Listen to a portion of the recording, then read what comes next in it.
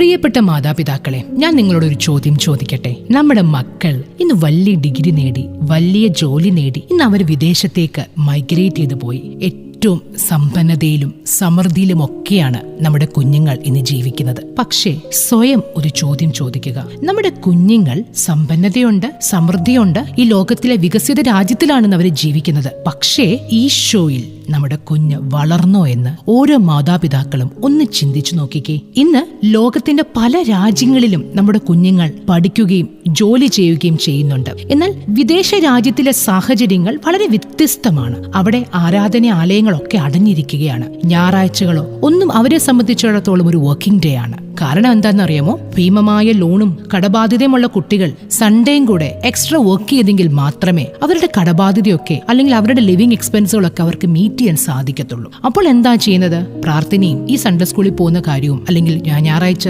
Holy മാസിൽ പങ്കെടുക്കുന്ന കാര്യമൊക്കെ നമ്മുടെ കുഞ്ഞുങ്ങളും മറക്കുക തന്നെ ചെയ്യും. അവരെ സംബന്ധിച്ചിടത്തോളം അവർക്ക് അതുമായി പറയാൻ പല ന്യായങ്ങളുണ്ട്. അവർ ചിലർ പറയും, ദൈവം എവിടെയുമുണ്ട്. ഞങ്ങൾ ഡ്യൂട്ടി ചെയ്യുമ്പോൾ പോലും, വീട്ടിലിരിക്കുമ്പോഴും ഡ്യൂട്ടി ചെയ്യുമ്പോഴൊക്കെ ഞങ്ങൾ മനസ്സിൽ പ്രാർത്ഥിക്കാറുണ്ട്. കുമ്പസാരിക്കാനും കുർബാന കൊള്ളാനും ഒന്നും അത്ര വലിയ പാപങ്ങളൊന്നും ഞങ്ങൾ ചെയ്യാറില്ല. ഇങ്ങനെ പല ന്യായീകരണങ്ങളും നമ്മുടെ കുഞ്ഞുങ്ങൾ നമ്മളോട് പറയാറുണ്ട്. പക്ഷേ ഒരു കാര്യം ഒന്നോർത്തേ, നമ്മുടെ കുഞ്ഞുങ്ങൾ ഒരു കാലഘട്ടത്ത് പള്ളിയിലും സൺഡേ സ്കൂളിലും ആത്മീകമായ നല്ല രീതിയിൽ വളർന്നു വന്ന നമ്മുടെ കുഞ്ഞുങ്ങൾ ഈ അവസ്ഥയിലാണെങ്കിൽ ചെറുപ്പത്തിൽ തന്നെ ബാല്യത്തിൽ ഇത്തരം സാഹചര്യങ്ങളിലൂടെ കർത്താവിനെ അറിയാതെ പള്ളികളിലൂടെയോ അല്ലെങ്കിൽ വേദപാഠത്തിന് ഒന്നും മുന്നോട്ട് പോകാതെ പോയ ഒരു തലമുറ അവർക്ക് പുറകെ വരുന്നുണ്ട് എന്ന് നിങ്ങൾ മറന്നു പോകരുത്. ബാല്യത്തിൽ അടിയുറച്ച വിശ്വാസമുള്ള നിങ്ങളുടെ കുഞ്ഞുങ്ങൾ ഇന്നിത് പറയുമെങ്കിൽ അവരുടെ കുഞ്ഞുങ്ങൾ നാളെ എത്രമാത്രം വിചിത്രമായാണ് ചിന്തിക്കുന്നതെന്ന് ഒന്ന് ചിന്തിച്ചു നോക്കിക്കേ. ഞായറാഴ്ചകളിലും വിശുദ്ധ കുർബാനയിലും ഒന്നും പോകാത്ത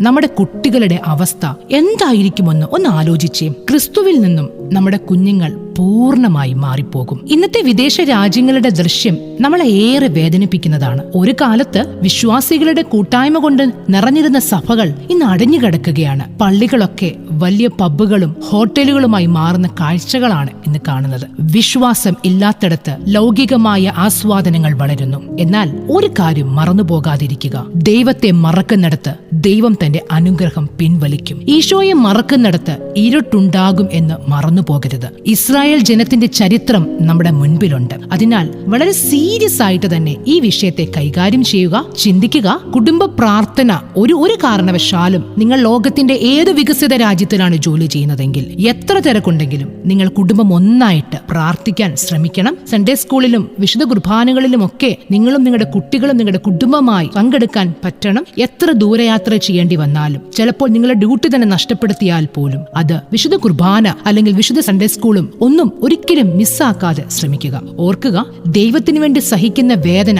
ദൈവം ഒരിക്കലും കണ്ടില്ലെന്ന് നടിക്കുകയില്ല. നിങ്ങൾക്കതിന് തീർച്ചയായും ദൈവം നിങ്ങൾക്ക് പ്രതിഫലം നൽകുമെന്ന് ചിന്തിക്കുക. നമ്മുടെ വിശ്വാസ ജീവിതമാണ് നമ്മളുടെ മക്കളുടെ ആത്മീയ ഭാവി നിർണ്ണയിക്കുന്നത്. അതിനാൽ നാം തന്നെ മാതൃകയാവുക. ദൈവത്തെ ആദരിക്കുന്ന കുടുംബം ഒരിക്കലും നഷ്ടപ്പെടുകയില്ല. നമ്മുടെ തലമുറകളും വരുവാനിരിക്കുന്ന തലമുറകളും ക്രിസ്തുവിൽ ഉറച്ചു നിൽക്കട്ടെ.